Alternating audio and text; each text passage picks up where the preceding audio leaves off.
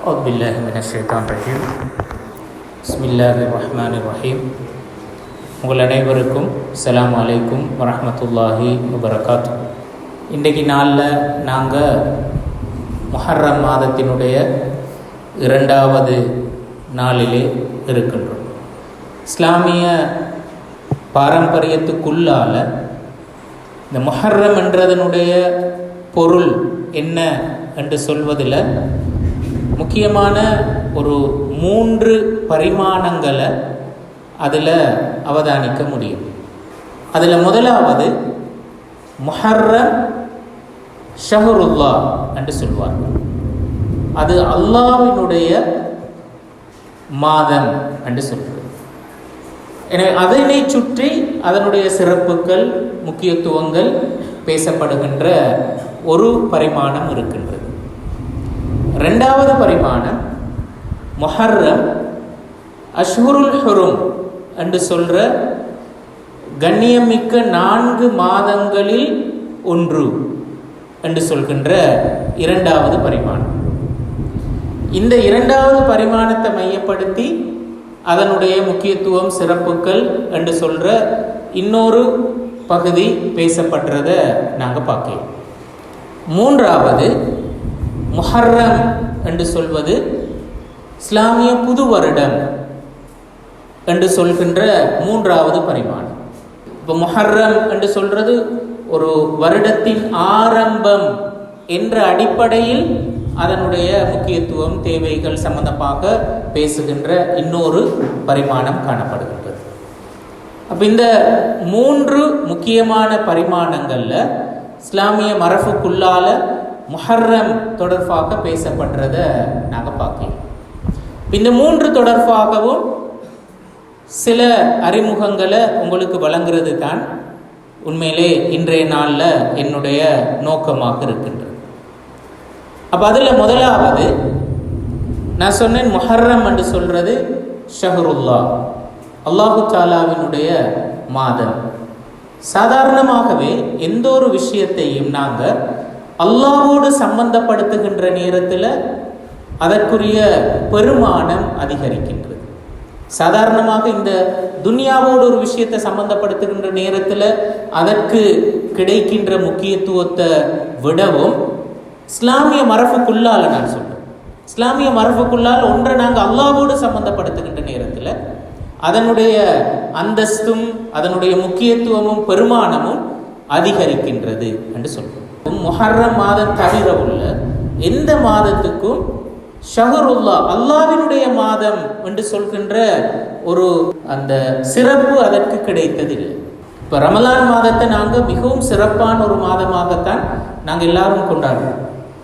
ஆனால் ரமலான் மாதத்தை கூட அது அல்லாஹ்வினுடைய மாதம் என்று சொல்லி அப்படி சொல்லப்படலை. ஆனால் முஹர்ரம் மாதத்துக்கு அப்படி ஒரு சிறப்பை ரசூல் ஸல்லல்லாஹு அலைஹி வஸல்லம் அவர்கள் கொடுத்தார்கள்.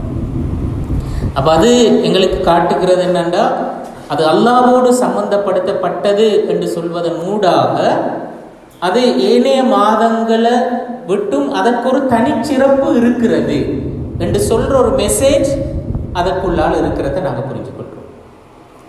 இந்த கருத்தை நாங்கள் இந்த ஹதீஸினூடாக இன்னும் தெளிவாக விளங்கி கொள்ள முடியும்.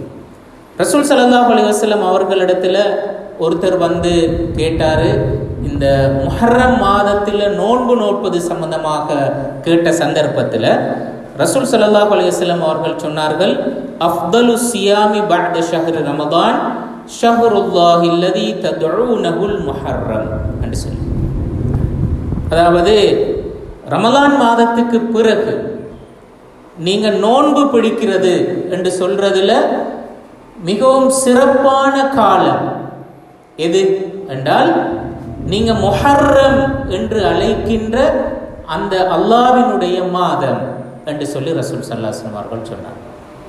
அப்ப ரமலான்ல நோன்பு பிடிக்கிறது தான் நோன்பு என்ற தலைப்புல மிகச்சிறந்த காலம் அதுதான், ரமலான் தான்.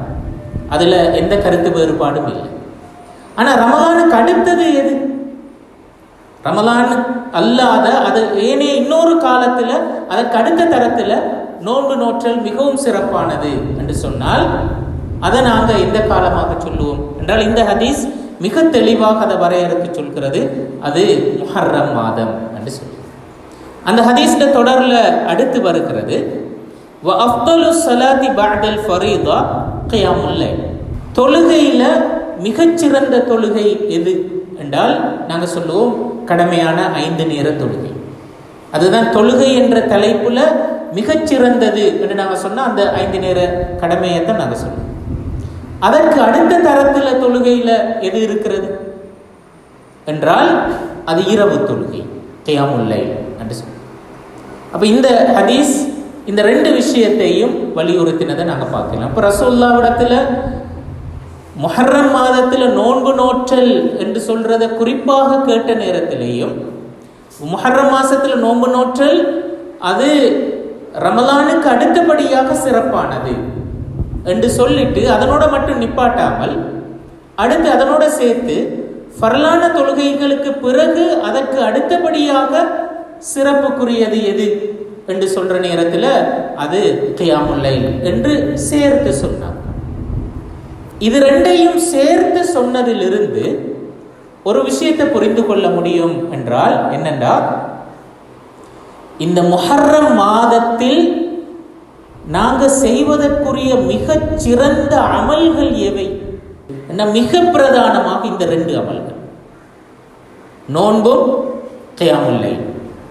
இந்த 2ஐயும் நாங்கள் இந்த காலப்பகுதியில் கூடுதலான ஃபோக்கஸோட அமுல்படுத்த முடியும் என்று சொல்லி இருந்தால், நாங்கள் ரமலான் காலத்தில் எப்படி நோன்பும் கியாமுல் லைலும் சதகாவும் குர்ஆன் ஓதுதலும் இப்படி இத்தனையோ அமல்களூடாக நாங்கள் ரமலானை மிகச்சிறந்த முறையில் பயன்படுத்தி இருப்போமே, கூடுதலான நன்மைகளையும் நிறைய ஆன்மீக பயிற்சிகளையும் நாங்கள் பெற்றிருப்போமே. அதற்கு அடுத்தபடியாக எங்களை ட்ரெயின் பண்றதற்குரிய நிறைய எங்களுக்கு நன்மைகளை கொண்டு வந்து சேர்ப்பதற்குரிய ஒரு காலம் இது என்று சொல்வதைத்தான் ரசூல் ஸல்லல்லாஹு அலைஹி வஸல்லம் அவர்கள் அங்கே வலியுறுத்தினார். அப்ப அதில் நாங்கள் விளங்கிக் கொள்றோம் என்னென்றால், இந்த காலப்பகுதியில் இந்த 2 அமல்களும் மிகவும் விசேடமானவை. நோன்பு நோற்றல் என்று சொல்வதும் இரவு தொழுகையில் ஈடுபடுதல் என்று சொல்வது. இரவு தொழுகை என்று வருகின்ற நேரத்தில் அங்க ஆட்டோமேட்டிக்காக குர்ஆன் சம்பந்தப்படுகிறது, தௌபா சம்பந்தப்படுகிறது, துஆ சம்பந்தப்படுகிறது. ஏனென்றால் இரவு தொழுகைக்குரிய நேரம் அந்த அதிகாலை நேரம் அல்லது நடுநிசி நேரம். அப்ப இரவு தொழுகையில நீண்ட நேரம் எடுத்து அமைதியாக ஆறுதலாக நிறைவேற்றுகின்ற ஒரு கடமை. அப்ப அந்த வகையில அதோட மிக முக்கியமான விஷயம் அல் குர்ஆன் ஓதுது. அதே மாதிரி பொதுவாக இரவு நேரம் நடுநிசியோ அல்லது சஹருடைய நேரமோ அந்த நேரம் தான் துஆக்கள் அங்கீகரிக்கப்படுகின்ற நேரம், பாவ மன்னிப்பு வழங்கப்படுகின்ற நேரம். அப்ப அந்த வகையில அங்க தௌபா என்று சொல்ற விஷயம், குர்ஆன் ஓதுதல் என்று சொல்ற விஷயம், துஆ என்று சொல்ற விஷயம் எல்லாம் அதனோட சேர்ந்து வருகிறது.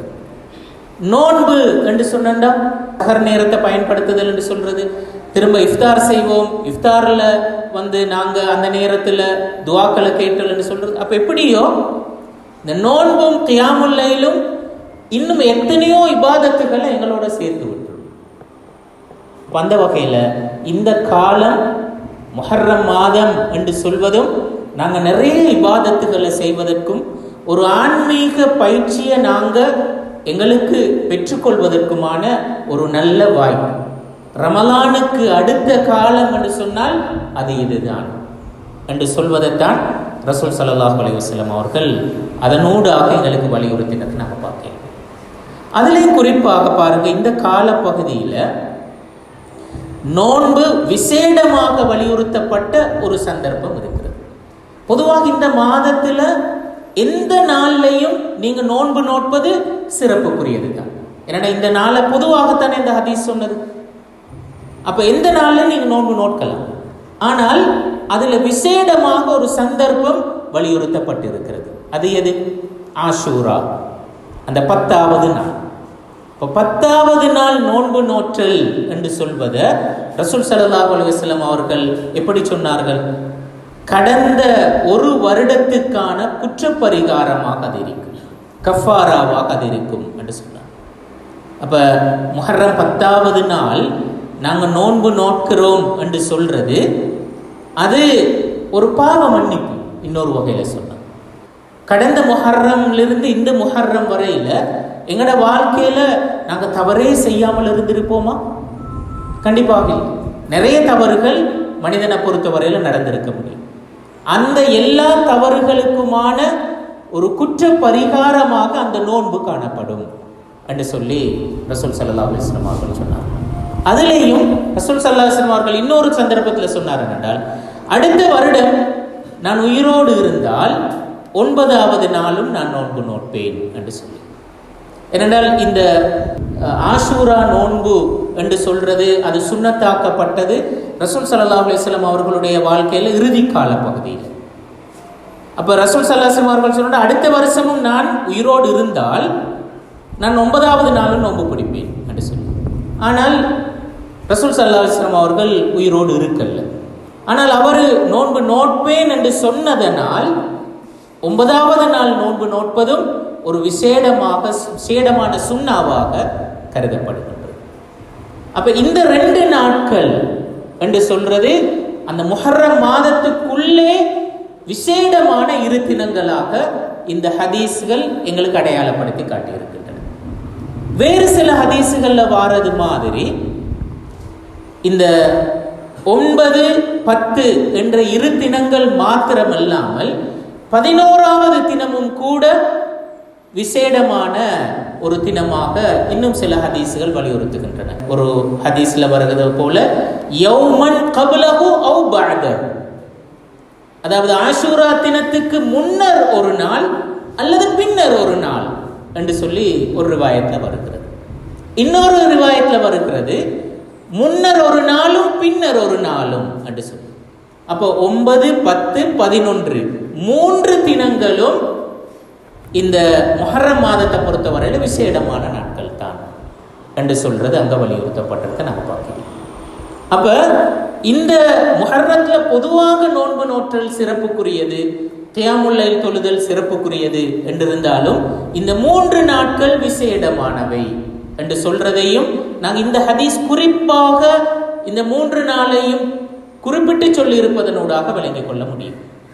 அதிலேயும் இன்னொரு விசேஷம் என்னன்னா, இந்த ஆஷூரா தினத்துல ஏன் நோன்பு நோக்க வேண்டும் என்பதற்கு ரசூல் ஸல்லல்லாஹு அலைஹி வஸல்லம் அவர்கள் ஒரு நியாயத்தை சொல்லி இருக்கிறார். ரசூல் ஸல்லல்லாஹு அலைஹி வஸல்லம் அவர்கள் மதீனாவுக்கு போன சந்தர்ப்பத்தில் மதீனாவில் இந்த நாளில் யூதர்கள் நோன்பு நோட்பதை அவதானித்தார். ஆஷூரா தினத்தில் முஹர்ரம் 10வது நாள் அவங்க நோன்பு பிடிக்கிறாங்க. அப்போ அவங்கள்ட்ட அதுக்கு காரணம் கேட்டார், ஏன் இந்த நாளில் குறிப்பாக நீங்க நோன்பு பிடிக்கிறீங்க? அப்ப அவங்க சொன்ன நியாயம் என்ன? இந்த நாள் தான் ஃபிரௌனிடமிருந்து மூசா அலைஹிஸ்ஸலாம் அவர்கள் காப்பாற்றப்பட்ட நாள். அப்ப மூசா அலைஹிஸ்ஸலாம் காப்பாற்றப்பட்டமை என்று சொல்றது அந்த சம்பவம் எங்களுக்கு தெரிந்தானே. மூசா அலைஹிஸ்ஸலாம் எப்படி அந்த அந்த பனு இஸ்ரவேலர்களை ஃபிரௌனுடைய அந்த அடக்குமுறையிலிருந்து காப்பாற்றி அவங்கள எகிப்திலிருந்து பலஸ்தீனுக்கு எடுத்துட்டு போற ஒரு முயற்சியை செஞ்சார். கிட்டத்தட்ட வரலாற்று குறிப்புகளில் வாரது மாதிரி அந்த மக்கள் தொகை அந்த நேரம் ஒரு 5 லட்சம் பேர் அளவுக்கு இருந்திருக்கிறார்கள். அப்ப 5 லட்சம் பேர் கொண்ட ஒரு பெரும் மக்கள் தொகையை இரவோடு இரவாக எகிப்திலிருந்து அவர் பலஸ்தீனை நோக்கி எடுத்துட்டு போறார், எல்லாரையும் கூட்டிட்டு போறாங்க. அப்ப இடையில செங்கடல் குறுக்கிடுகின்றது. அப்ப அந்த கடற்கரையில போய்த்து நிற்கின்ற நேரத்தில் அப்ப விடிந்ததற்கு பிறகு இரவுல இவங்க பிளான் பண்ணி போறாங்க. விடிந்ததற்கு பிறகுதான் ஃபிரௌனுக்கு செய்தி கேட்கப்படுகிறது என்றால் மூசா தன்னை கௌமை கூட்டிட்டு போயிட்டார். அப்போ உடனே படையை திரட்டிட்டு அவர் பின்னால விரட்டிவார். இப்ப செங்கடல்ல அந்த அந்த கரையோரத்துல வந்து நின்றிருக்கிற நேரம் பின்னால ஃபிரௌனுடைய படை வருகிறது, முன்னால கடல். இப்ப இந்த சந்தர்ப்பத்தில் பாருங்க என்றால் அந்த மக்களினுடைய மனோநிலை எப்படி இருந்தது?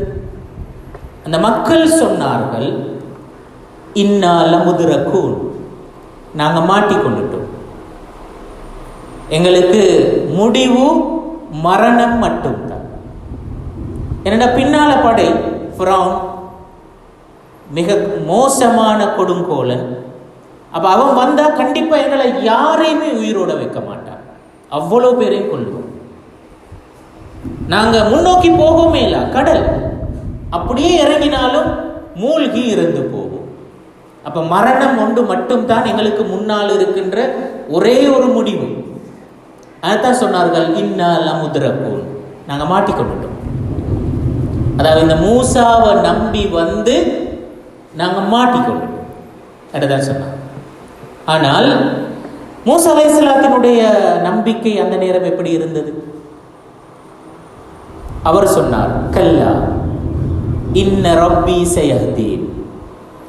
அப்படி இல்லை, நீங்க சொல்ற மாதிரி நாங்க மாட்டிக்கொள்ளல. என்னுடைய இரட்சகன் எனக்கு சரியான வழியை காட்டுவான். இதுல இருந்து எப்படி தப்போனும், அந்த தப்புறதுக்குரிய வழி அவன் காட்டுவான் என்று சொன்னார். அவ்வாறு என்றால் மூசாவினுடைய அந்த நம்பிக்கை எப்படி என்று சொல்லி இந்த இடத்துல தஃப்சீர் ஆசிரியர்கள் சொல்ற ஒரு அருமையான ஒரு விஷயம் ஒன்று இருக்கிறது என்றால், நாங்கள் ஈமான் என்று சொல்றோமே, அல் ஈமானு பில்லா, அல்லாஹ் மீதான நம்பிக்கை என்று சொல்றது, நாங்கள்லாம் அல்லாஹ் ஈமான் கொண்டு தான் இருக்கிறோம். ஆனால் எங்களோட ஈமான் எந்த அளவுக்கு உறுதியானது, நாங்கள் மிகச்சரியாக அல்லாஹ்வை ஈமான் கொண்டு இருக்கின்றோமா இல்லையா என்று சொல்றத, அதை பரீட்சித்து பார்க்கறதற்கான ஒரு ஒரு ஒரு அருமையான சந்தர்ப்பம் அல்லது அருமையான ஒரு சூழல் தான் அந்த மூசா அலைஹிஸ்ஸலாமும் பனு இஸ்ரவேலர்களும் மாட்டிக்கொண்ட அந்த சந்தர்ப்பம். சாதாரணமாக பௌதீக ரீதியாக எந்த வழியும் இல்லை அவர்கள் உயிர் பிழைப்பதற்கு. நாங்கள் பௌதீக ரீதியாக எங்களுக்கு ஒரு வே அவுட் ஒன்று விளங்குது, நாங்கள் இப்படி செஞ்சால் தப்பிக்கொள்ளலாம் என்று சொல்லி இருக்கிற நேரத்தில் நாங்கள் எப்படியாவது எங்களோட அறிவை பயன்படுத்தி ஒரு வே அவுட்டை கண்டுபிடிப்போம், அதனூடாக தப்புறதுக்கு நாங்கள் முயற்சி செய்வோம். பௌதீக ரீதியாக எந்த வழியும் இல்லை என்றிருக்கின்ற நேரத்திலேயும் ஒரு மனிதன் நம்பிக்கை இழக்காமல் இருக்கின்றான் என்று சொன்னால் அங்கதான் நாங்கள் சரியான ஈமானோடு இருக்கிறோம் என்று பொருள். அந்த ஈமான் மூசாவுக்கு இருந்தது. அதனால தான் சொன்னார், கல்லா, நீங்க சொல்றது எந்த வகையிலையும் நியாயம் இல்லை. இன்ன ரப்பி சயஹ்தீன், கண்டிப்பாக என்னுடைய இரட்சகன் எனக்கு ஒரு வழியை காட்டுவான் என்று சொன்னார். அப்போ அந்த நம்பிக்கை இருந்தது. அப்போ இந்த சம்பவத்தில் நாங்கள் விளங்கி கொள்கிற ஒரு முக்கியமான ஒரு லெசன் உண்மையிலே அது. அப்போ அந்த நேரத்தில் அல்லாஹ் கொடுத்த தீர்ப்பு என்ன? நாங்கள் ஒரு விஷயத்தை விளங்கணும் என்றால், எல்லா உலகத்தில் அனைத்து சொல்யூஷனும் பௌதீக விதிகளுக்கு உட்பட்டு மாத்திரம்தான் நடக்குமா? அப்படின்னு இல்லை. இந்த உலகத்தை இயக்குகின்ற பொறுப்பு அல்லாஹ்வுடைய கையில தானே இருக்கு. பௌதீக விதிகளையே உருவாக்கியவன் அல்லாஹ் தானே.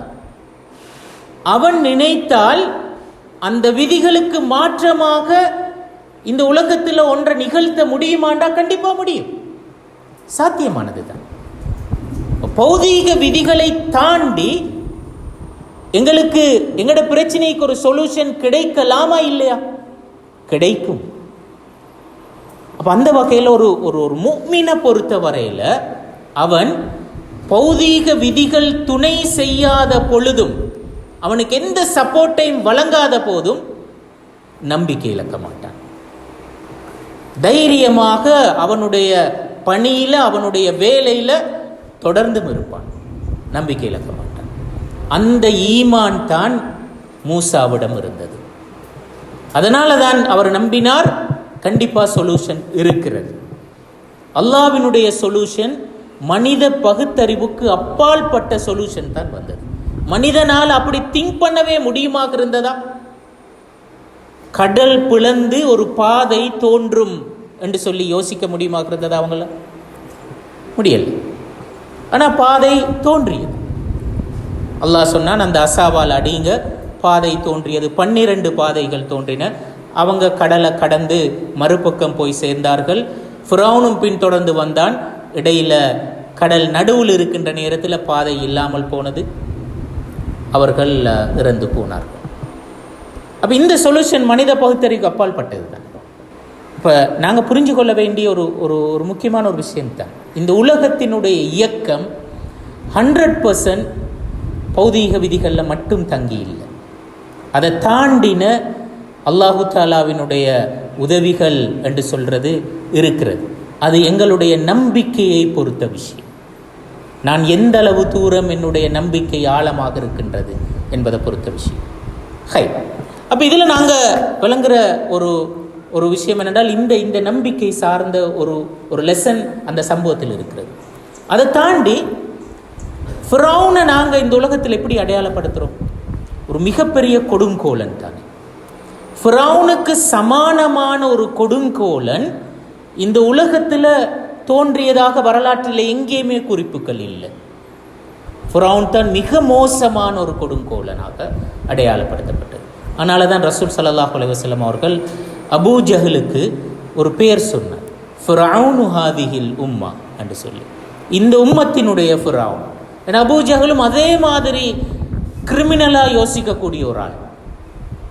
ஃபிரௌனும் அப்படியான ஒருத்தர். அப்போ அப்படி ஒரு மிகப்பெரிய அநியாயக்காரனின் அழிவு இந்த முஹர்ரம் 10வது தினத்தில் நடந்திருக்கிறது. அப்போ ஒரு பெரிய அநியாயக்காரன், பெரிய ஒரு கொடுங்கோலன் அழிந்த தினம், அதே நேரத்தில் மூசாவினுடைய நம்பிக்கை வெற்றி பெற்ற தினம். இதை கொண்டாடுகின்ற விதமாகத்தான் அன்று யூதர்கள் நோன்பு நோற்றார்கள். அந்த செய்தியை கேள்விப்பட்ட உடனே ரசூல் ஸல்லல்லாஹு அலைஹி வஸல்லம் அவர்கள் என்ன சொன்னார்கள்? அன அவுலா மின்கும் பி மூசா, மூசா உங்களை விடவும் எனக்கு முக்கியம், எனக்கு நெருக்கமானவர். அப்போ நானும் நோன்பு நோட்டு. ரசூல் என்ன செஞ்சார்? அவரும் அன்றைய தினத்தில் நோன்பு நோற்று சஹாபாக்களுக்கும் சொன்னார், நீங்களும் நோன்பு பிடிங்கன்னு சொல்லி.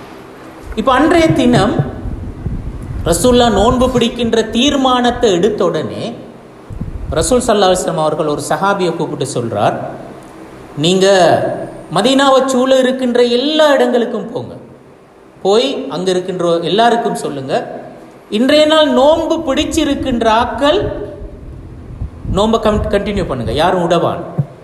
நோன்பு பிடிக்காதவர்கள் நோன்பு மாதிரியே இருந்து நோன்பு துறங்க என்று சொன்னார். அப்போ சஹாபாக்கள் அந்த கட்டளையை சீரியஸாக தான் பார்த்தாங்க, ஒரு சின்ன விஷயமா பார்க்கல. அதனால் அவங்க என்ன செஞ்சாங்கடா சஹாபாக்கள், அவங்களோட சின்ன புள்ளைகள் இருக்கிறது, சின்ன புள்ளைகளுக்கும் நோன்பு பிடிக்க வச்சாங்க. அதாவது சின்ன பிள்ளைகளுக்கும் சாப்பிட கொடுக்கல. அப்போ அவங்க நோன்பு மாதிரியே அந்த பிள்ளைகளையும் இருக்க வச்சாங்க. அந்த சம்பவத்தில் தான் வருகிறது இந்த செய்தி. அதாவது அவங்க பசியென்று அழுகிற நேரத்தில் அவங்களோட கவனத்தை திருப்புறதற்காக வேண்டி இந்த பஞ்சாலான பந்துகளை செஞ்சு அவங்கள பள்ளியை கூட்டிகிட்டு போவாங்க. வீட்டிலிருந்து பள்ளியை கூட்டிகிட்டு போவாங்க. பள்ளியில் வச்சு பஞ்சாலான பந்துகளை செஞ்சு அதை விளையாட கொடுப்பாங்க, அவங்களுக்கு அந்த பசியை மறக்க செய்வதற்காக வேண்டி.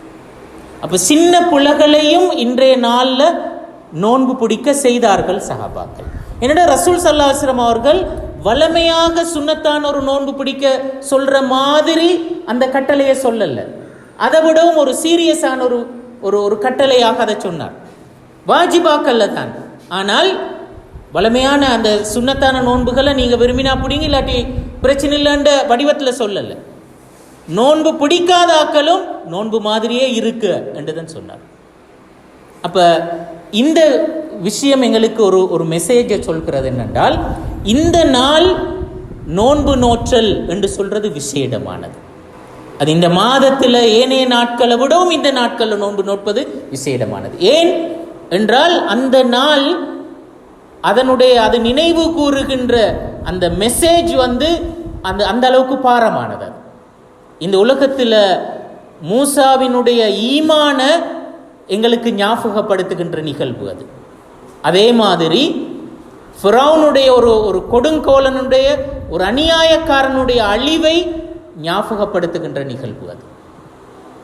அப்ப அந்த ஞாபகமூட்டலுக்காக இந்த நாளில் நோன்பு நோற்றல் என்று சொல்றது கொஞ்சம் அதிவிசேடமானது என்று சொல்வது தான் அதில் நாங்கள் புரிந்து கொள்வோம்.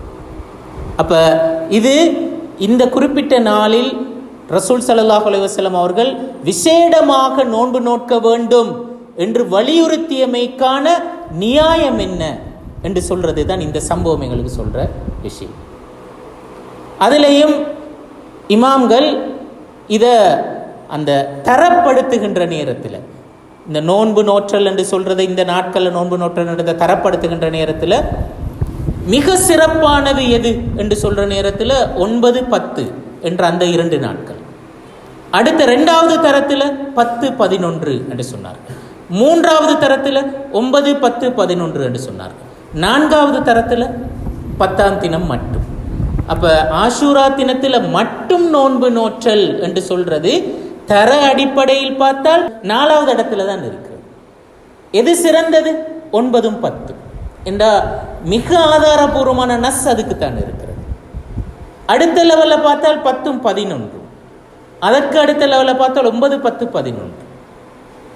4வது தான் இதை சொல்லி இருக்கிறார்கள். அப்ப உங்களுக்கு முன்னால இந்த காலப்பகுதியில் ஒரு என்ன நீங்க அமல் செய்யணும் என்று சொல்றது சம்பந்தமான ஒரு ஜெனரல் ஐடியா கிடைக்கிறது இந்த இதிலிருந்து. அடுத்து அப்ப இது நான் சொல்ற முதலாவது பரிமாணம். நாங்க முஹர்ரம் என்று சொல்ற நேரத்தில் இஸ்லாமிய மரபுக்குள்ளால முஹர்ரம் தொடர்புல பேசப்பட்டதுல மிக முக்கியமான ஒரு ஏரியா இது. இந்த முஹர்ரம் மாசம் என்று சொல்றது ஷஹ்ருல்லா.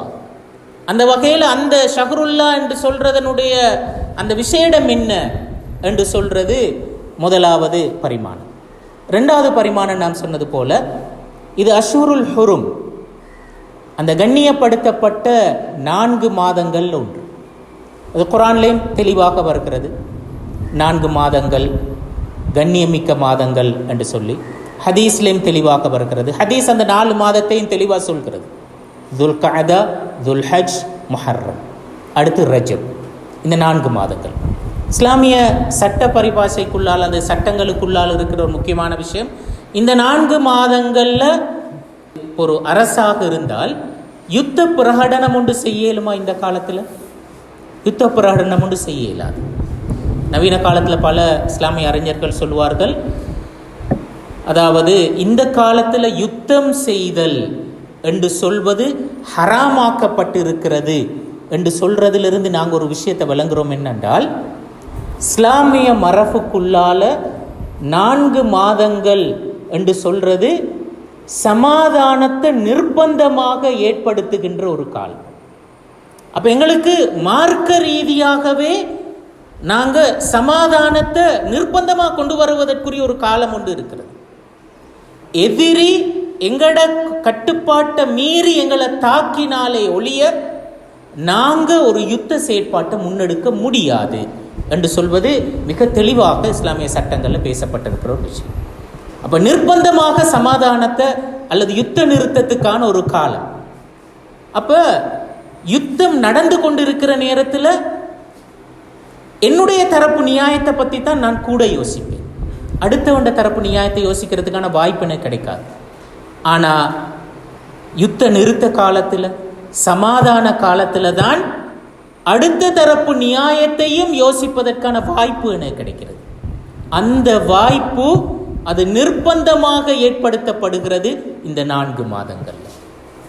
அதனால தான் இதை கண்ணியத்துக்குரிய 4 மாதங்கள் என்று சொல்லி குர்ஆனும் ஹதீஸும் அடையாளப்படுத்தினது.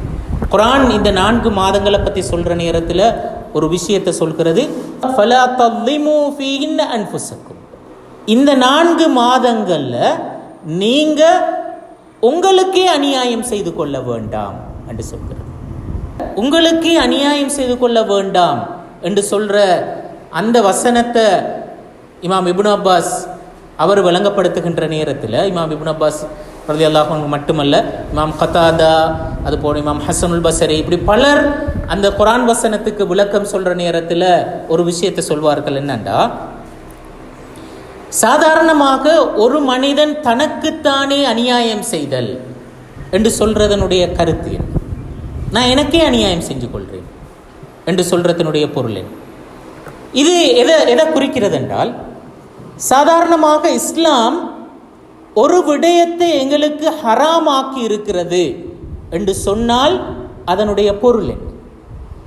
அந்த குறித்த விடயம் என்னுடைய வாழ்க்கைக்கு தீங்கானது, எனக்கு அது ஒரு ஒரு பாதிப்பை கொண்டு வரக்கூடியது. அதுதான் அதனுடைய மீனிங். அதே மாதிரி ஒரு விஷயத்தை எனக்கு வாஜிபாக்கி இருக்கிறது என்று சொன்னால் அதனுடைய கருத்து என்ன? அந்த விடயம் ஒரு மனிதனை பொறுத்தவரையில இன்றியமையாத ஒரு நலன். அவனுக்கு அது இல்லாம வாழ்க்கை சம்பூரணம் அடையாது. வாழ்க்கையில மிகப்பெரிய பாதிப்புகள் அவனுக்கு வரும். அந்த குறித்த விஷயம் அவனுக்கு ஒரு இன்றியமையாத நலன். அதனால்தான் அதனை வாஜிப் என்று இஸ்லாம் சொல்கிறது. ஒரு விடயத்தை ஹராம் என்று சொல்கிறது என்றால் அது அவனுக்கு ஒரு மிகப்பெரிய தீங்கு, அது அவனுடைய வாழ்க்கையில் இருக்கவே கூடாது என்று சொல்றது. அப்ப நாங்கள் விலகிக் கொள்றோம், அல்லாஹு தஆலா ஒரு விஷயத்தை எங்களுக்கு ஏவி இருக்கின்றான் என்று சொன்னாலும் அது எங்களுடைய நலனுக்காக, ஒன்றை தடுத்து இருக்கின்றான் என்று சொன்னாலும் அது எங்களுடைய நலனுக்காக. இப்ப அல்லாஹ்வுடைய ஏவல் ஒன்றை நான் செய்யாமல் இருக்கின்றேன் என்று சொன்னால், அல்லது அல்லாஹ் தடுத்த ஒன்றை, ஹராமாக்கிய ஒன்றை நான் செய்கின்றேன் என்று சொன்னால் அதனுடைய கருத்து என்ன? எனக்கே நான் தீங்கு செய்து கொள்வது தானே, எனக்கே நான் அநியாயம் செய்து கொள்வது தானே. அதைத்தான் இந்த குர்ஆன் வசனம் சொல்வதாக இமாம் இப்னு அப்பாஸ் ரலியல்லாஹு அன்ஹு அவர்கள் அதுக்கு விளக்கம் சொல்வார்கள். அப்ப இந்த காலம், இந்த 4 மாதங்கள் என்று சொல்றது பொதுவாகவே நாங்க நன்மைகள் அதிகமாக செய்து பாவங்களை விட்டு தவிர்ந்து நாங்க எங்களுக்கான ஒரு ஆன்மீக பயிற்சியை பெற்றுக்கொள்வதற்கான ஒரு விசேடமான ஏற்பாடும் காலமும் தான். அதனால தான் யுத்தம் செய்வது கூட தடுக்கப்பட்டிருக்கிறது. மனுஷன் ரிலாக்ஸாக அமைதியாக இருந்து அவன் வாழ்க்கையை சீர்தூக்கி பார்க்கறதுக்கான ஒரு வாய்ப்பு எடுத்துக்கொள்ளும். அந்த வாய்ப்பை பெற்றுக்கொள்கின்ற ஒரு காலம் தான் இந்த 4 மாதங்கள். அதுல ஒன்று முஹர்ரம் என்று சொல்கின்ற மாதம். அப்ப இந்த கண்ணோட்டத்தில் நாங்க பார்க்கிற நேரத்திலேயும் முஹர்ரம் மாதம் என்று சொல்வது எங்களுக்கு ஒரு விசேடமான காலம் தான். அப்ப இந்த ரெண்டு பரிமாணங்களும், முஹர்ரம் ஷஹ்ருல்லா என்று சொல்றதும், முஹர்ரம் அஷ்ஹுருல் ஹுரும்ல ஒன்று என்று சொல்றதும் நேரடியாக குர்ஆன்லையும் ஹதீஸிலையும் வலியுறுத்தப்பட்டு சொல்கின்ற 2 முக்கியமான பரிமாணங்கள். 3வது பரிமாணம், அது இஸ்லாமிய புது வருடம் ஆரம்பிக்கின்ற மாதம் என்று சொல்றது. ஆனா இந்த விடயம் நேரடியாக நஸ்ஸுகள்ல வலியுறுத்தப்படலை. இது உண்மையிலே ஒரு மார்க்க விவகாரம் என்று சொல்றதை விடவும் இது ஒரு நிர்வாக ரீதியான ஏற்பாடு தான்.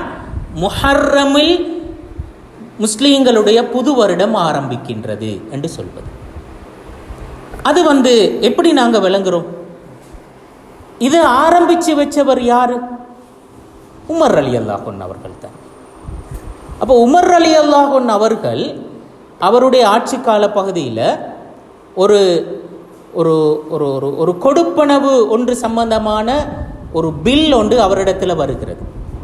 யாருக்கோ ஒரு பேமெண்ட் ஒன்று கொடுக்கணும், அது சம்பந்தமான பில் ஒன்று வருது. அந்த பேமெண்ட் எப்போ கொடுக்கப்படணும் என்றால் ஷவ்வால் மாதத்தில் கொடுத்திருக்கணும். ஆனால் ஷவ்வால் மாதம் கடந்துட்டு அந்த பேமெண்ட் கொடுக்கப்பட்டில்லை. அப்போ அது சம்பந்தமான கம்ப்ளைண்ட் அவரிடத்தில் வருது. வந்தால் அவர் அந்த பில் எடுத்து பார்த்துட்டு ஷவ்வால் மாதத்தில் பே பண்ணிக்கணும். அவர் கேட்கிறாருண்டா, இது இந்த வருட ஷவ்வாலா கடந்த வருட ஷவ்வாலா, எந்த வருஷத்துல ஷவ்வால்? அப்போ யாருக்கும் அதுக்கு ஆன்சர் இல்லை. என்ன எந்த வருஷம் ஷவ்வால்னு யாருக்கும் தெரியல. அப்பதான் உமர் ரலியல்லாஹு அன்ஹு அவர்கள் யோசிக்கிறார், என்னண்டா எங்களுக்கு வருட கணிப்பீடு இல்லை, மாதங்கள் 12 இருக்கிறது. ஆனா இது 1ஆம் மாசம், 2ஆம் வருஷம், 3ஆம் வருஷம், இது எத்தனாவது வருடம் என்று சொல்ற ஒரு கணிப்பீடு இல்லை எங்கள்கிட்ட. அப்ப கண்டிப்பாக அப்படி ஒரு கணிப்பீடு எங்களுக்கு தேவை. அப்ப அது ஒரு நிர்வாக ரீதியான தேவைக்கு தான் அது அந்த விஷயத்தை செய்தார். அப்போ உமர் ரலியல்லாஹு அன்ஹு அவர்கள் எல்லாரையும் கூப்பிட்டு டிஸ்கஸ் பண்றாரு, என்னண்டா இப்படி ஒரு விஷயத்தை நாங்கள் செய்யணும், எங்களுக்கு இது ஒரு தேவை. என்னடா எங்களுக்கு மாதங்கள் இருக்கிறது, எங்களுக்கு பிரத்யேகமான மாதங்கள் இருக்கிறது, அது குர்ஆன்ல எங்களுக்கு தெளிவாக சொல்லி இருக்கிற விஷயம். அப்ப இந்த மாதங்களுக்கு வருடம் தேவை. அப்போ அது எப்போ இருந்து தொடங்குது? அப்போ நிறைய டிஸ்கஸ் பண்ணுறாங்க. ரசூல்லாட நுபுவத்துலேருந்து தொடங்குவோம், ரசூல்லாட பிறப்பிலிருந்து தொடங்குவோம், வஃபாத்திலிருந்து தொடங்கும், இப்படி பல ஐடியாஸை பேசுகிறாங்க.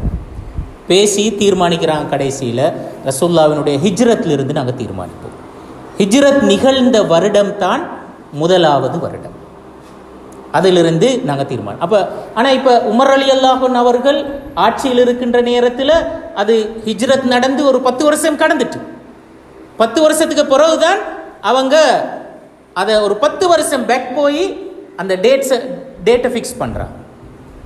அப்போ ஹிஜ்ரத் நிகழ்ந்த வருடம் முதலாவது வருடமாக தீர்மானிக்கிறாங்க. மாதத்தை தீர்மானிக்கிற நேரத்தில் ஹிஜ்ரத் எப்போ நடந்தது? ரபியுல் அவ்வல்ல தான் ஹிஜ்ரத் நடந்தது.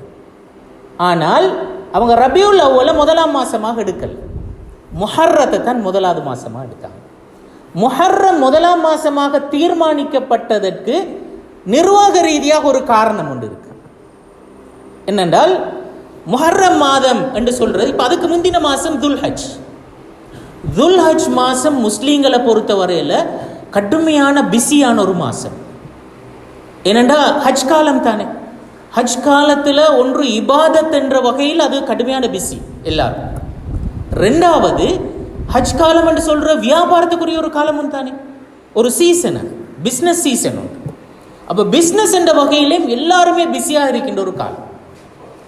அப்போ அப்படி எல்லா வகையிலையும் எல்லாருமே பிஸியாக இருந்து முஹர்ரம் மாதம் வந்த உடனே உண்மையிலே அந்த மாதம் மிச்சம் ஆஃப் ஆன ஒரு மாதம். என்ற எந்த பிஸியும் இல்லை, பிஸ்னஸ் சீசனும் அல்ல, இபாதத் சீசனும் அல்ல, அப்படி கொஞ்சம் ஆஃப் ஆன ஒரு காலம். அப்போ என்ன செய்கிறாங்க? அப்போ அந்த காலத்தில் அவங்க எல்லாத்தையும் திரும்ப ரீஆர்கனைஸ் பண்ண தொடங்குவாங்க. என்ன எல்லாம் பிஸ்னஸ் எல்லாம் செஞ்சு முடிச்சுப்பாங்க, இபாதத்துகள் எல்லாம் செஞ்சு அப்போ திரும்ப கொஞ்சம் லைஃப்பை ரீஆர்கனைஸ் பண்ணுறதுக்குரிய ஒரு காலம். அப்போ உமர் ரலியல்லாஹு அன்ஹு பார்த்தனடா இது ஆஃப் ஆன காலம் தானே, ஓய்வான ஒரு காலம். எனவே இந்த காலத்தை நாங்கள் முதல் மாசமாக வச்சா ஒவ்வொருத்தருக்கும் அந்த வருடத்தை பிளான் பண்ணுறதற்கு அது வாய்ப்பாக இருக்கும், திட்டமிடுவதற்கு லேசாக இருக்கும். அப்போ அதற்கு ஏதுவாகின்ற வகையில் தான் என்ன செய்தார்கள்? முஹர்ரம் மாதத்தை முதல் மாதமாக மாற்றினாங்க. அப்படி இல்லாமல் முஹர்ரம் மாதத்தை முதல் மாதமாக கொண்டு வந்தது ஒரு ஆன்மீக காரணி அல்ல, ஒரு நிர்வாக காரணியின் அடிப்படையில் தான் அது தீர்மானிக்கப்பட்டது. அப்போ அந்த வகையில் ஆனால் அதுக்கு ஒரு ஆன்மீக பின்புலம் இருக்கிறது தான். இப்போ நாங்கள் ஏற்கனவே சொன்ன 2 கருத்துலேயும் முஹர்ரம் மாதத்துக்கு ஒரு சிறப்பு இருக்கிறது தானே. அப்போ அந்த பின்புலங்கள் எல்லாம் சேர்த்து அதையெல்லாம் மேலதிகமான காரணங்களாக சேர்த்து கொண்டு முஹர்ரம் மாதத்தை முதலாவது மாதமாக மாற்றினார்கள். அப்போ அந்த அடிப்படையிலையும் நாங்கள் புரிஞ்சு கொள்கிறோம் என்னென்னா, முஹர்ரம் மாதம் என்று சொல்கிறது அதாவது இஸ்லாமிய மரபுல புது வருடம் என்று சொல்கிற ஒன்று உருவாக்கப்பட்டதில் முஹர்ரம் மாதம் முதலாவது மாதமாக ஆக்கப்பட்டமை என்று சொல்கிறது முஹர்ரம் மாதத்தினுடைய இன்னொரு பரிமாணம். நாங்கள் பொதுவாக முஹர்ரம் என்று பேசுகிற நேரத்தில் இந்த பரிமாணத்தை எல்லாருமே பொதுவாக வலியுறுத்துவார்கள். இரண்டாவது வருடத்தின் முதலாவது மாதம் என்று சொல்கின்ற அந்த அடிப்படையில் இப்போ இந்த வருட கணிப்பீடு உருவாக்கப்பட்டதில்லை, அதில் முஹர்ரம் மாதம் முதலாவது மாதமாக ஆக்கப்பட்டதுக்கு பின்னாலேயும் நாங்கள் புரிஞ்சு கொள்கிற இன்னொரு முக்கியமான ஒரு விஷயம் ஒன்று இருக்கிறது. என்னென்றால் பொதுவாக முஸ்லீம் சமூகத்தை பொறுத்த வரையில் அவங்க சில தனித்துவங்களை பேணுதல் என்று சொல்வது அது பிழை அல்ல. அந்த சமூகத்துக்கு என்று சொல்லி சில விசேடமான ஒழுங்குகளும் முறைமைகளும் காணப்படுதல் என்று சொல்வது தவறானது அல்ல. அப்போ ஆனால் இப்போ உமர் ரலியல்லாஹு அன்ஹு அவர்கள் அதனை கொண்டு வந்தது அந்த நேரத்தில் ரோம பாரசீக சாம்ராஜ்யங்களுக்கு வருட கணிப்பீடு ஒன்று இருந்தது. ரோமர்களுக்கு இருந்தது, பாரசீகர்களுக்கு ஒரு வருட கணிப்பு ஒன்று இருந்தது. உமர் ரலியல்லாஹு அன்ஹு அவர்கள் அதை பின்பற்றி சிலர் ஆலோசனையும் சொன்னாங்க, நாங்கள் அதை பின்பற்றுவோம் என்று சொல்லி. ஆனால் அதை உமர் எடுக்கல. அவர் என்ன செஞ்சால், எங்களுக்குன்னு சொல்லி ஒன்றை நாங்கள் தனியாக உருவாக்கும், எங்களுக்கு ஒரு பாரம்பரியத்தை நாங்கள் உருவாக்கும் அப்படி யோசிச்சார். இப்படி சிந்தித்தல் அது பிழையானது அல்ல. எங்களுக்கு என்று சொல்லி தனியான ஒரு பாரம்பரியம், தனியான ஒரு முறைமை இருத்தல் என்று சொல்வது பிழையானது. அப்போ அந்த விடயத்தையும் நாங்கள் இந்த உமர் ரலியல்லாஹு அன்ஹு அவர்களுடைய இந்த ஏற்பாட்டில் நாங்கள் கண்டுகொள்கிறோம். இதில் இன்னொரு முக்கியமான விஷயம் என்னென்னா, பொதுவாகவே நாங்கள் இந்த புது வருடம் என்று சொல்கிற நேரத்திலே எங்களோட மைண்டுக்கு வரக்கூடிய முக்கியமான விஷயம் இந்த, இப்போ நான் ஆரம்பத்தில் சொன்ன உமர் ரலியல்லாஹு அன்ஹு அவர்கள் ஏன் முஹர்ரம முதலாவது மாதமாக மாற்றினார்கள் என்றால் அது ஒரு அமைதியான காலம். அப்போ ஒவ்வொருத்தரும் அவங்களோட லைஃப்பை ரீஆர்கனைஸ் பண்ணி கொள்றதற்கான ஒரு வாய்ப்பு கிடைக்கும். அமைதியாக இருக்கிற நேரத்தில் தான் அந்த வாய்ப்பை நாங்கள் சரியாக பெற்றுக்கொள்ள முடியும். ஏன்னா மனசு அதுக்கு ரெடியாக இருக்கும். டென்ஷனாக இருந்தால் மனசு அதுக்கு ரெடி ஆகாது. பிளான் பண்ணுறதுக்கு ஒரு கூலான மைண்ட் வேணும். அதனால தான் முஹர்ரம் மாதத்தை கொண்டு வந்தார்கள். அப்போ அந்த வகையில் நாங்கள் ஒரு வருட ஆரம்பம் என்று சொல்கிறது எங்களுக்கு 2 முக்கியமான விஷயத்தை வலியுறுத்துகின்றது. முதலாவது, கடந்த காலம் என்று சொல்கிறத நாங்கள் சுய விசாரணை செய்வதற்கான ஒரு சந்தர்ப்பம் அது. 2வது, அடுத்து வரக்கூடிய காலத்தை நாங்கள் எப்படி மேற்கொள்ள போகிறோம், அடுத்த காலத்தை நாங்கள் எப்படி எதிர்கொள்ள போகிறோம் என்பதற்கான திட்டமிடுகின்ற காலம் அது. அப்போ இந்த 2 விஷயங்களும் அதில் முக்கியமாக வலியுறுத்தப்பட்டதை பார்க்கலாம். நிறைய ஹதீஸுகளை நீங்கள் பார்க்கலாம். என்றால் காலத்தை பற்றி பேசுகின்ற ஹதீஸுகள் எல்லாத்திலுமே அநேகமாக எங்களை சுய விசாரணை செய்தலை பற்றி பேசியிருக்கிறது. அடுத்து என்ன செய்ய போகிறீர்கள் என்பதை பற்றி பேசியிருக்கிறது. அப்போ அந்த வகையில் முஹர்ரம நாங்கள் புது வருடமாக, எங்களுடைய வருடத்தின் முதல் மாதமாக நாங்கள் எங்களோட சிஸ்டத்தில் கொண்டு வந்திருக்கின்றோம் என்பதிலிருந்து நாங்கள் பெற்றுக்கொள்ள வேண்டிய முக்கியமான லெசன் என்ன என்றால், இந்த காலத்தை நாங்கள் கடந்த காலம் தொடர்பான மீள் பரிசீலனைக்கான சுய விசாரணைக்கான காலமாக நாங்கள் பார்ப்போம். நாங்கள் ஒரு வருஷம் ஒரு ஜேர்னி வந்திருக்கிறோம். ஏதோ ஒரு இடத்துல நின்று திரும்பி பார்க்கணுமே, வந்த பாதை எப்படி, எங்கே சரியாக நடந்து கொண்டோம், எந்த இடத்துல தவறு விட்டோம், எங்கே சறுக்கினோம், எங்கே விழுந்தோம், எங்கே எழுந்தோம், இதை கொஞ்சம் நாங்கள் திரும்பி பார்க்கத்தானே. அதை பார்த்துட்டு அடுத்து போக வேண்டிய இடத்துக்கு எப்படி போகிறோம். கடந்த காலத்தில் செஞ்ச அதே தவறை திரும்பவும் செய்யக்கூடாது. அப்போ அதிலிருந்து நாங்கள் லெசன் எடுத்திருக்கோம்.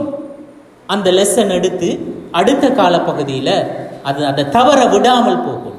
அங்கே எங்கெல்லாம் சறுக்கினோமோ அதே சறுக்கல் அடுத்த வருஷத்தில் இருக்கக்கூடாது. எங்கெல்லாம் விழுந்தோமோ அதே குழிகளில் அடுத்த தடவையும் விழுந்து விடக்கூடாது. அப்போ அதை சீர் செய்து கொண்டு போவதற்கான ஒரு காலம் இது. அப்போ அப்படியான ஒரு விஷயத்தை இந்த மாதத்தில் கண்டிப்பாக நாங்கள் எல்லாரும் செய்யணும். ஒரு சுய விசாரணை எங்களை பற்றி நாங்கள் ஒவ்வொருத்தரும் செஞ்சாகணும். அதே மாதிரி அடுத்த வருஷம் நான் என்ன செய்ய போகிறேன் என்று சொல்வதற்கான தெளிவான சில இலக்குகளை நாங்கள் வரையறை செய்து கொள்ள வேண்டும். அப்போ நீங்கள் ஒரு சந்தர்ப்பத்தை நீங்கள் எடுங்க. நான் எப்படி செய்கிறேன்றதை மட்டும் உங்களுக்கு சொல்கிறேன். ஒரு பேனை எடுங்க, ஒரு நோட் புக் எடுங்க. எடுத்து முஹர்ரம்லேருந்து, முஹர்ரம் டு முஹர்ரம், கடந்த முஹர்ரம்லேருந்து இந்த முஹர்ரம் வரையில் நீங்கள் செஞ்ச வேலைகள், நீங்கள் லைஃப்பில் எடுத்த முக்கியமான டிசிஷன்கள், நீங்கள் செஞ்ச முக்கியமான வேலைகள், நீங்கள் இந்த ஒரு வருட காலத்தில் உங்களோட லைஃப்பில் நீங்கள் என்ன அச்சீவ்மெண்ட்ஸை பார்த்தீங்க, என்ன சாதிச்சீர்கள், இதெல்லாம் லிஸ்ட் அவுட் பண்ணுங்க. நீங்கள் செஞ்சதில் எது தவறு, எது சரி, எங்கே பிளவிட்டீங்க, எங்கே சரியாக செஞ்சீங்க, இதை நீங்கள் கொஞ்சம் மீள் பரிசீலனை செய்யுங்க. ஒரு சுய விசாரணை செய்யுங்க. இது லைஃப்பில் பொதுவான விஷயங்கள் மட்டும் இல்லை, அல்லாஹ்வுடனான உங்களோட உறவு சம்பந்தப்பட்டதும் கூட. அந்த விஷயத்தில் அல்லாஹ்வுக்கும் உங்களுக்கும் இடையிலான அந்த ரிலேஷன்ஷிப்பில் எங்கெல்லாம் தவறு விட்டீங்க, எங்கெல்லாம் சறுக்கினீங்க, எதையெல்லாம் வேண்டுமென்றே செஞ்சீங்க, இது எல்லாத்தையுமே லிஸ்ட் அவுட் பண்ணி பாருங்க. பார்த்து அடுத்த வருஷமும் இதே தவறு நடக்கக்கூடாது, இதே பிழை விடக்கூடாது, அந்த தீர்மானத்தை உறுதியாக நீங்கள் எடுக்கணும். அதே மாதிரி நீங்கள் சக்சஸாக செஞ்ச விஷயங்கள் இருக்கு, கண்டிப்பாக அது சந்தோஷப்பட வேண்டியது. உங்களுக்கே நீங்கள் ரிவார்ட் கொடுத்து கொள்ளுங்க, உங்களையே நீங்கள் சந்தோஷப்படுத்துங்க. ரசூலுல்லாஹ் அவருடைய அச்சீவ்மெண்ட்டுகளை கொண்டாடுகிறார். எப்படி? சுஜூது செஞ்சு கொண்டாடுகிறார், நோன்பு பிடிச்சி கொண்டாடிக்கிறார். ரசூல் ஸல்லல்லாஹு அலைஹி வஸல்லம் அவர்கள் திங்கக்கிழமை நோன்பு பிடிப்பார் தானே. சஹாபாக்கள் கேட்டாங்க தானே ரசூல்லா இடத்துல, ஏன் திங்கக்கிழமை நோன்பு பிடிக்கிறீங்க?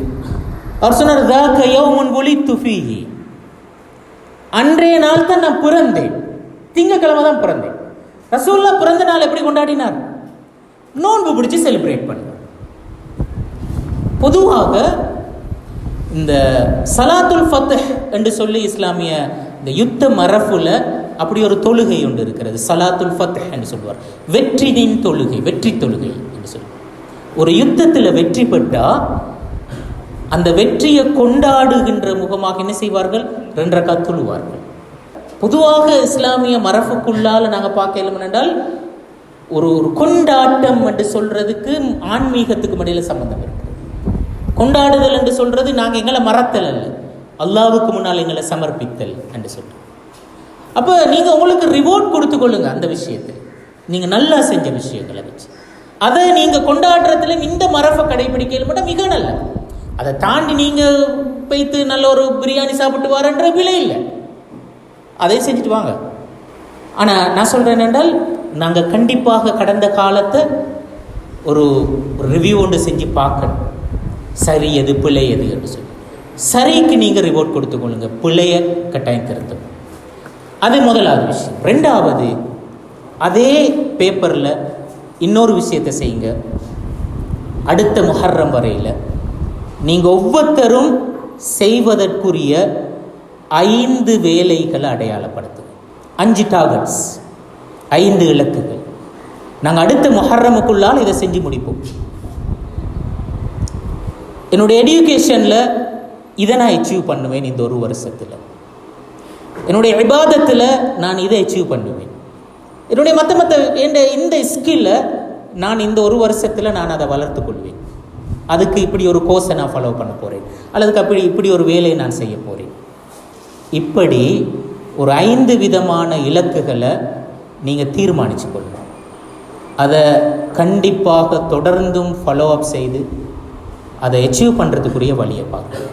அடுத்த முஹர்ரம் வார நேரத்தில் நீங்கள் உங்களோட கையில் இருக்க வேண்டிய பேப்பர் அது தான். நான் இந்த 5 இலக்குகளையும் அடைந்தேனா இல்லையா, எத்தனை விகிதம் நான் அடைந்தேன் என்று சொல்கிற அந்த பார்வை நீங்கள் கண்டிப்பாக பார்க்கணும். அப்போ தான் நாங்கள் ஒவ்வொரு வருஷமும் மேல் நோக்கி போய்கொண்டு இருப்போம். இல்லாட்டி எந்த நாளும் ஒரே இடத்துல தான்.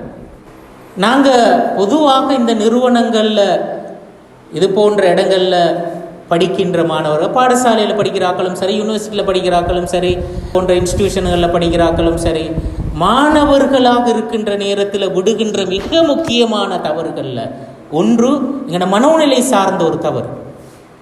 நாங்கள் எப்போவுமே நினைக்கிறோம் என்ன தெரியுமா, எங்களை யாராவது கையை பிடிச்சி கூட்டிகிட்டு போகணும், நான் போகணும் என்று சொல்லி நாங்கள் நினைக்கிற விகிதம் மிச்சம் குறைவு. அதனால தானே நாங்கள் எடுத்த உடனே குறை சொல்கிற யாருக்கு? எங்களோட எடியூகேஷனில், எங்களோட அகடமிக் கரியரில் நாங்கள் ஃபெயில் ஆகிட்டோம்னு வைப்போமே. நாங்கள் எதிர்பார்த்த அடைவுகள் அடையலை, எங்களுக்கு அதை செய்யலை, இதை செய்யலை, அது நடக்கலை, இது நடக்கலை, இது நடக்கலை, இப்படி பேசுகின்ற இந்த பாங்கு தான் எங்கள்கிட்ட கூட. நான் சொல்ல வரல நிறுவனம் 100% சரியாக இருக்குமென்னு சொல்லி. பாடசாலைகளும் சரி, பல்கலைக்கழகங்களும் சரி, நிறுவனங்களும் சரி, எல்லாருக்கிட்டையும் 1000 இஷ்யூஸ் இருக்கிறது. அதை நான் மறுக்கல்ல. ஆனால் அதை தாண்டி 1000 இஷ்யூஸ் உள்ள ஒரு நிறுவனத்தில் இருக்கின்ற ஒரு மனிதனாலும் சாதிக்க முடியாதா? அவனுக்கு அவன் லைஃப்பில் அவன் எதிர்பார்க்கின்ற ஒரு இலக்கை நோக்கி அவனுக்கு தனித்து பயணிக்க இயலாதா? கண்டிப்பாக பயணிக்க முடியும். எங்களோட மனோநிலையில் இருக்கின்ற ஒரு அடிப்படையான தவறு தானே. எங்களை எப்போவுமே யாரோ ஒருத்தர் கையை பிடிச்சி கூட்டிகிட்டு போகணும். அப்படி நடக்கலாட்டி நாங்கள் சிம்பிளாக இன்னொரு இடத்துல எங்களை தாண்டி வேறொரு இடத்துல பழியை போட்டுட்டு நாங்கள் நிரபராதியாக மாறிடுவோம். இந்த தவறு மாணவர்களாக நாங்கள் செய்யக்கூடாத தவறு. அதோட பொருள் நிறுவனம் சார்ந்த தவறுகளை நியாயம் காண வேண்டும் என்பதல்ல. நிறுவனம் அது செஞ்சோ செய்யலையோ, நான் என்ன செஞ்சேன்? நிறுவனம் செய்யாவிட்டால் அதற்குரிய பதில நாளைக்கு மறுமையில் அல்லாஹ்கிட்ட அவங்களும் சொல்ல தம்பி. நான் என்ன பதில் சொல்ல போகிறேன்? இவங்க எனக்கு ஒன்றும் செய்யல யா அல்லாஹ், அதனால் நான் எனக்கு ஒன்றும் நடக்கலை, இப்படி சொல்லிடுமா எங்களால்? ஒவ்வொரு ஆன்மாவும் அவங்களுக்கு அவர்கள் தான் பொறுப்பு. நான் தனிப்பட்ட வகையில் தான் நாளைக்கு மறுமையில் அல்லாஹ்விடத்தில் நான் பதில் சொல்ல வேண்டும். அப்போ அந்த பொறுப்புணர்ச்சி எங்களை பொறுத்த வரையில் கட்டாயம் வேணும். மாணவர்கள் என்ற இடத்துல நீங்கள் அதை சரியாக உணர்ந்தீங்கண்டா நீங்கள் எங்கேயும் இருக்கலாம், எந்த நிறுவனத்திலும் இருக்கலாம், எந்த நிறுவனத்திலும் இல்லாமலும் இருக்கலாம், நீங்கள் லைஃப்பில் சக்ஸஸ் ஆகுவீங்க. அதான் முக்கியம். சும்மா சாதாரணமாக சொல்லுவார்கள், குப்பையில் குண்டுமணி இருக்கிறது. குப்பை அசுத்தமான இடம், குண்டுமணி அழகான விஷயம். குப்பையில் இருந்தாலும் நாங்கள் குண்டுமணியாக இருக்கேன். அது எங்கட கையில் தான் நிற்கும். அதுக்காக முக்கியமான விஷயம் நான் சொல்கிறேன். முதலாவது இந்த மனோநிலை.